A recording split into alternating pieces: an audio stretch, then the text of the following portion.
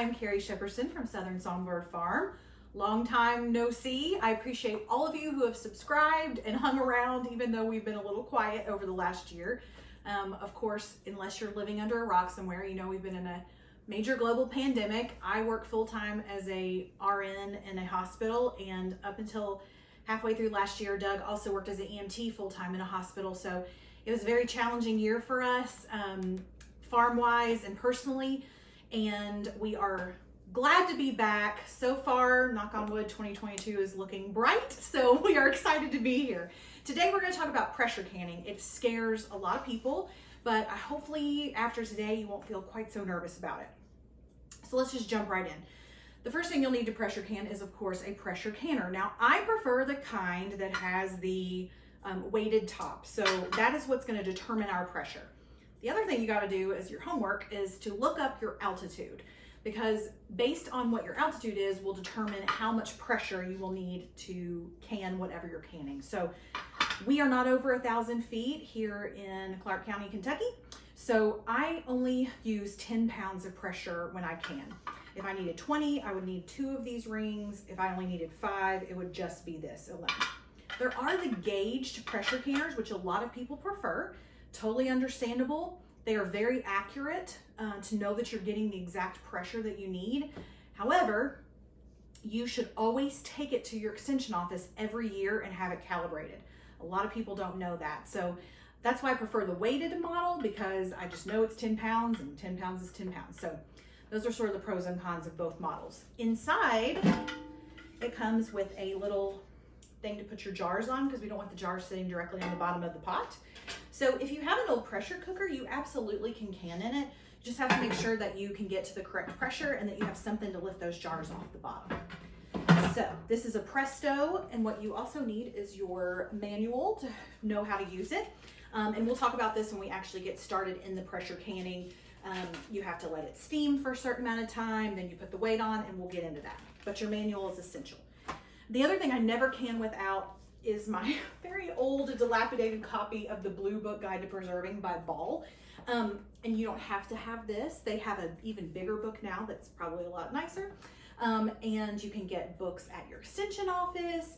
There are numerous tested, verified sites on the internet that you can use.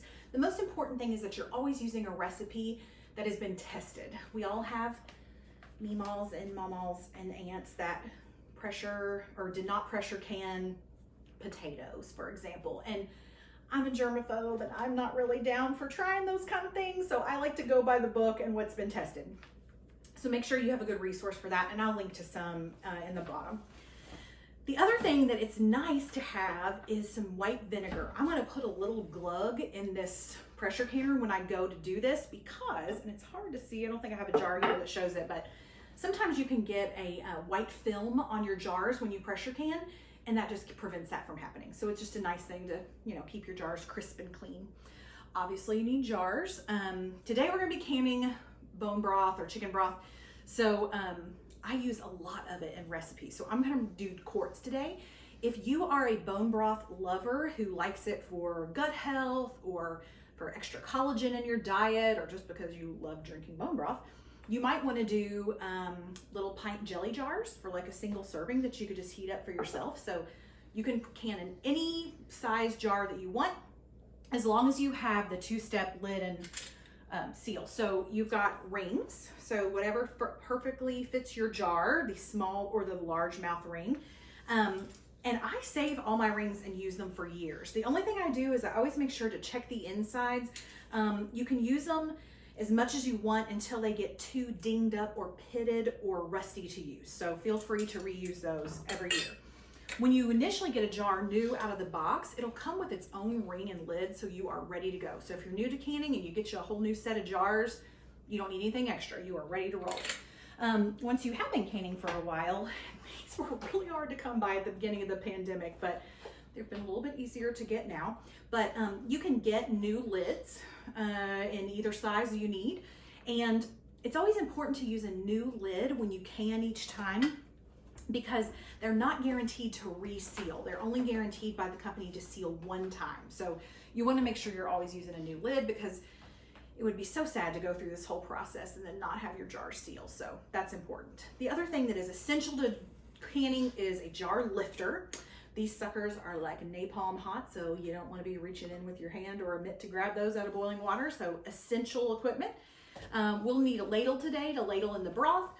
I like this stainless steel canning jar funnel. Fits right in the top of either a smallmouth or a largemouth, and it just contains whatever you're trying to get in the jar and gets it right in there where you need to go. So we will get ready to go to the stove, look at our broth. I'll tell you a little bit how I did it, and then we'll get to canning. Okay, so here we are at the stove, and I will show you how I have made my broth today. So we use a ton of broth in recipes. My next video is going to be on how to make a quick broth to make homemade chicken noodle soup. You make the broth and the chicken at the same time. It's really quick, and it's using an Instant Pot, so stay tuned for that. However, this is good old-fashioned bone broth, and this may not be for the squeamish, but the best thing in my opinion to make a good chicken stock or bone broth is chicken feet. They are the most full of collagen thing on the chicken. They're just full of nutrients and a lot of good stuff that leaches out of the bones. So the way I make it is this. This pot has been on the stove now for 2 days on low. A lot of people and recipes will show to bring it to a boil. Initially, I don't do that. I let it get to where there's just an occasional bubble coming up to the surface. And I kind of call it the throw everything in the kitchen sink in there kind of broth. So if I'm cutting up vegetables, I'll save my scraps. That way I can throw them in for flavor. Any kind of vegetables that you like will do, especially root vegetables are good. And then the secret ingredient, of course, being the chicken feet. I also like to throw a lot of garlic in mine for immune health. I like to put in a little thumb of ginger to kind of brighten it up a little bit. The sky is the limit. But the things I always put in any kind of broth are celery, carrots, onion, garlic, black peppercorns, thyme. You can use fresh or dried. And then anything else you want to do, the sky is the limit. So peruse the internet, see other people's recipes that you love. Again, there's a lot of variation on how to make your broth. Again, some people say to boil it initially and then turn it down. I don't do that. I literally just get it on low, get it heated through, and leave it for a couple of days. So this has literally been on a couple of days. So Doug, if you want to come over here, we can kind of show what's left over. So you can already see that it's wanting to sort of gelatinize on the top. I've got the celery in there, carrots, and of course, what's left of the chicken feet. We are pastured, non-GMO chicken farmers. Please follow us on Facebook and Instagram, and you can see our process. But these are very clean.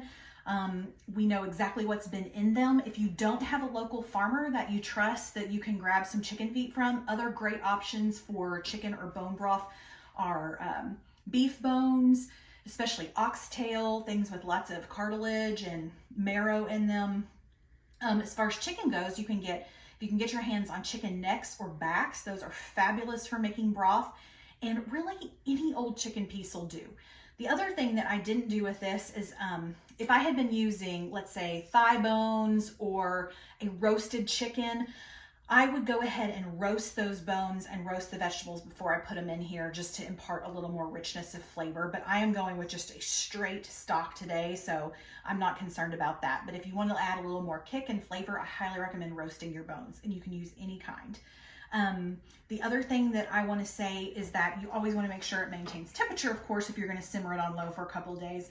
And as long as you're getting a bubble here and there, you know it's good and hot. And you can always take the temperature if you need to. So we are going to get our canner set up. I'm going to get my jar funnel going, and I'm going to bring this on up to more of a simmer / boil, because we never want to put colder liquid into a hot jar and vice versa. So we will meet you back here in just a second. Okay, so we are ready to roll. Let me just go over a couple more things for prep and talk about canning pressure-wise versus water bath canning. So in canning recipes, first of all, let me back up and say I highly recommend finding your local extension office. They're all over the country, and taking a class. It is super fun to go and be with other people and learn something new, and that's actually how I learned to both water bath can and pressure can. So plug for the extension offices of the world. Also, I just want to talk about a little bit about sterilizing your equipment. So it's very important in water bath canning for recipes that are 10 minutes or less that you sterilize your jars, sterilize your equipment, ladles, the whole 9 yards. Now in pressure canning, the entire point of pressure canning is that we're going to get 240 degrees inside this canner and hold that pressure the whole time. So in pressure canning, what I like to do is just make sure everything is very clean. So I have cleaned all my jars with hot soapy water. Another great idea for sterilizing your jars is just to run through the sanitize cycle on your dishwasher, and then if you can kind of time it to about when you're ready to can, they come out of there and they're already hot and sterilized, and so it's ready to go and you're fabulous. So just a couple of those things on jars. So we've got our stuff hot water and soapy clean. I have my jars in my canner just to keep them warm, because like I said, we don't want to put hot liquid into a cold jar. And then the other thing that we need to do is set up our canner. So I already have mine set up, and again, this is where your manual comes in very handy. My canner calls for 3 quarts of water. If you inherited a canner or you don't have a manual, most canning books will tell you to put at least 2 inches of water in the bottom. So at least 2 inches, and then if your manual says otherwise, 3 quarts for me is maybe over 2 inches, just a little bit, but that's what my canner calls for, so that's how I follow. The other thing you're supposed to do before you can is to look through the vent hole of your lid and make sure you see daylight and there's nothing clogging that up. Pressure canning in old days, I think that's why we all grew up, those of us who grew up in the 1900s, the 1980s, we were all a little scared because my mother blew the lid off a pressure canner and rained beef stew all over the kitchen, and the dog was extremely happy about that, but we were all a little terrified. So we are now at 2022 and canners are so much safer, but there are some safety things you have to do. So make sure that little vent hole is open so you don't build up too much pressure. I would also like to check my rubber seal in here. You want to make sure it's not dry or split or cracked. You can also put a little bit of food grade oil on here if you're not going to use your canner for a while, just to kind of keep that rubber soft and moist. So just a couple of maintenance things about your pressure canner. I think we are ready to roll.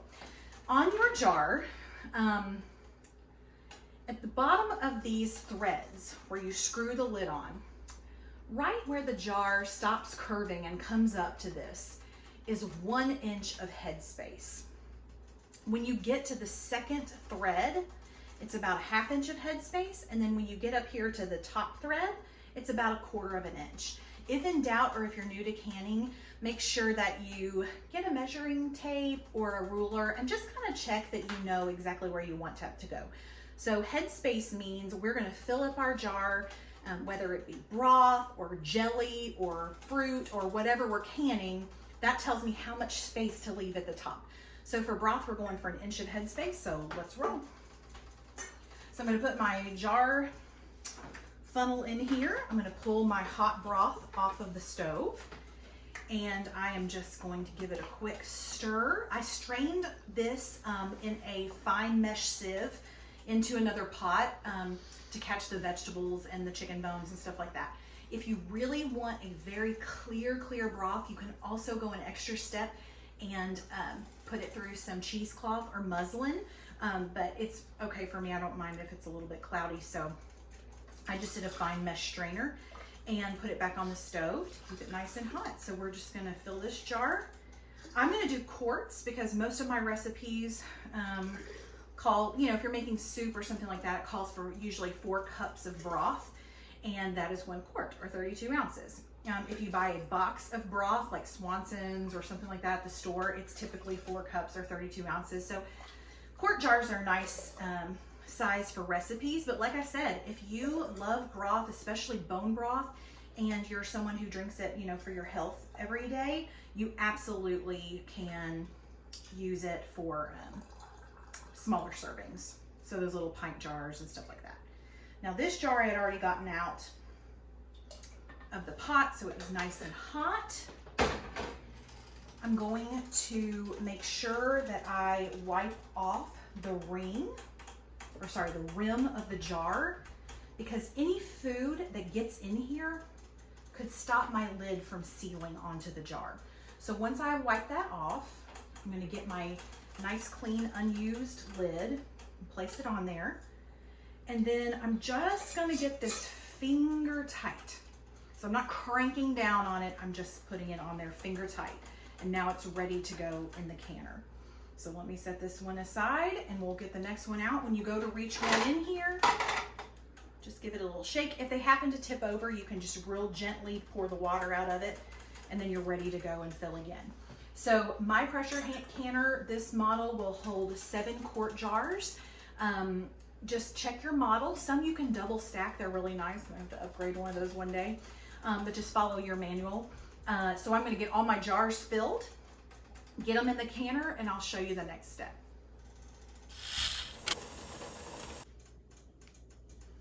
Okay, so I ended up with 7 quarts of broth, which is great. That's what my canner holds. However, I need 1 quart for my soup beans tonight, and I need another quart for my soup later in the week, so I left it out and stick it in the fridge. Once you make broth, I would keep it about a week in the refrigerator, and if you don't want to can it, you can totally just freeze it in Ziploc bags or freezer safe containers. It's totally fine. I like to have some on hand canned because it's just so easy to grab one. It doesn't have to be thawed and you're ready to roll. So I'm gonna have 5 in my canner. I've tried to space them out pretty evenly, and I'm gonna show you the next step. So I've already checked to make sure my little vent hole was open. We are good to go. And there are arrows on the lid, which is very hard to see. You probably won't be able to see in the video, but there's a little one right here, and there's one here on the handle of my canner. So I'm going to line those up, and then I'm going to do like this, and it closes my pot. So there's gonna be 2 things I'm looking for. I'm gonna go ahead and turn the burner up to high. Oh, and a quick note about stoves, that brings that up. I have canned many years on glass cooktops.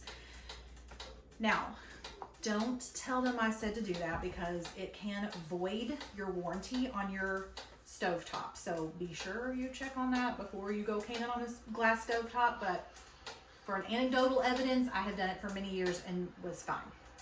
But when we went to grab an oven for this house, because I just needed something bigger than the cute little country oven you saw at the beginning of the video that came with the house, we just went with the standard electric burners because we don't have gas. But you can absolutely can on a gas stove. That actually is probably preferred because you can really have a lot of control over the heat that way. You can can on electric burners, but the gas burner or the glass burners, be very careful and check that you're not voiding something if you do so. So there's gonna be a couple of things I'm looking for. Turn the heat up to high. It's already kind of bubbling right here because this water was simmering to keep those jars hot and get ready to go. What I'm gonna watch for is a steady stream of steam to come out of this opening. Once I start getting pressure built up in here, I should see that steam come out. The other thing I'm looking for is there's a little metal valve right here, and it's gonna pop up and show that I'm sealed. Kind of like in the olden days when your mom cooked the turkey and it had that little thing in there that popped out when it was done. That's what we're looking for. That's gonna pop out. So we're gonna go ahead, pause the video, and come back when I'm getting that full stream of steam, say that 3 times fast, and that pops up. So we'll see you in about 5 minutes. Okay, so I'm trying not to get in the light, but as you can see, we have a nice stream of steam coming out of here. This is bubbling. It's okay to lose a little water through there. It's totally fine. And it's getting ready to pop up at any minute. So what I'm gonna do is once this pops up, I'm gonna reduce my heat on my burner to about medium high or about a 7 or 8 on your electric burner. And I'm gonna time it for 10 minutes. So you want that nice steady stream to come out for 10 minutes, and then we'll be ready to put our pressure gauge on top of the canner. Okay, we're back. We've got 12 seconds left on our 10 minutes of steaming. I'm getting ready to put my pressure gauge on.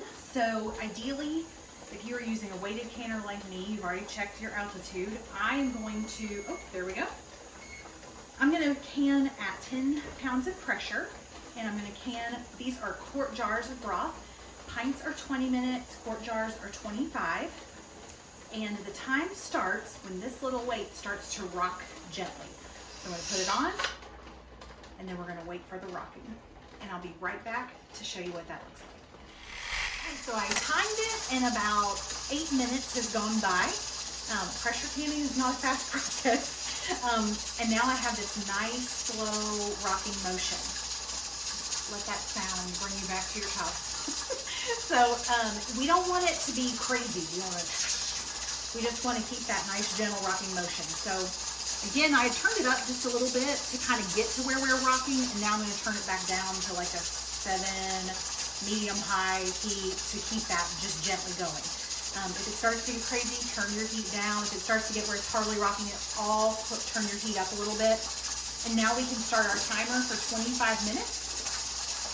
And we have to remember that when that 25 minutes is up, you're so excited. You want to get your jars out. You want to see if they sealed. You want to hear them pop. But this is a little different than your Instant Pot. So any of you out there who are Instant Pot users, there's that lovely feature where you can do the quick release and you flip that thing over and all the steam shoots out and then you can open your pot. But we don't ever want to do that when we pressure can. It's way too much of a rapid decrease in the pressure and it'll mess with your jars. So what I'm going to let it do is when 25 minutes is up, I'm going to turn the heat off. If you feel like you can, I feel confident safely moving this off the burner. It's very heavy though, so if you're worried about the heft, just turn your heat off and walk away.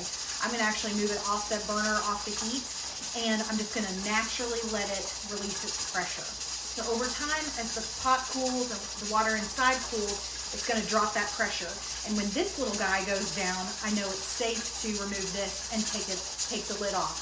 So we're going to let the 25 minutes go by. I'll get it off the heat, and I'll try to time it so I can tell you guys how long of time passed between the time the jars were done and when the pressure naturally released. And we'll see you back here shortly. Okay, we are back. So on my phone, I timed it. It was 45 minutes from when I took it off the heat and moved it off this burner until this little guy went down. And then I kind of tapped this just to make sure there was no more steam releasing, and it's fine. So I'm gonna take my weights off and then twist off my lid here. Always open the lid away from you because it's gonna be drippy. I'll put this right behind me here. And then we are ready to pull our jars out. Now, here's the thing about these broth jars is a lot of times they will go ahead and pop while they're still in the container. So don't be shocked if some of them have already sealed. It is very common for, oh, there goes one sealing right now. It is very common for them to still be boiling. You can see that one is still boiling because if you remember, this was going at 240 degrees of steam in here, boiling these guys. So they're gonna be definitely still boiling when you pull them out of the jars. It's common to hear a little bit of release of air. Don't stress about that. Just give it a gentle tip just to get that water off the top. Okay, so we're all done. There's still probably an inch of water in the bottom, totally fine. I've got some beef broth going that I'm gonna can tomorrow. We're just gonna make it a broth weekend. And as we're standing here, we may hear those jars start to pop. What you're gonna wanna look for is in the next 24 hours, once the jars have cooled, you're gonna check to make sure they've all sealed. So you're gonna be able to press the jar up and down and not get any bouncing of the lid. And as a matter of fact, you should be able to pick them up by the lid. That's how well sealed they should be. Once they seal, I highly, highly recommend taking your rings off because that will be a good indication when you go to eat your broth later on or use it in a recipe. If this has gone bad or it's gotten something in the jar that would cause that seal to bust, you're gonna see it a lot quicker if you don't have that ring on there. The other thing it does is it keeps your rings from rusting as bad, so you can use them for many more years. So we're gonna let these guys cool, make sure they all seal by tomorrow. And if you have any questions, any recipes you'd like for me to try, I'm gonna try to make one with jelly using frozen berries. Summer is a very, very busy time for us on the farm. We are moving chickens every single day on pasture. We did turkeys last year. So I do well to even get things harvested. So I've got 2 huge bags of cherries from our sour cherry trees that we harvested. and I'm going to show you how to do jelly from frozen because it's much easier for me to get my canning done in the wintertime. So please follow us on Instagram, follow us on Facebook at Southern Songbird Farm. We keep you up to date on everything that we're doing. You get to see some funny goat videos. We try to be entertaining, and be sure to like and subscribe here on our channel and hit that notification bell so you'll know when we, oh, there goes one popping now. That's a good sign. Hit that notification bell so you'll know when we post another video. And thank you so much for listening today. See you next time.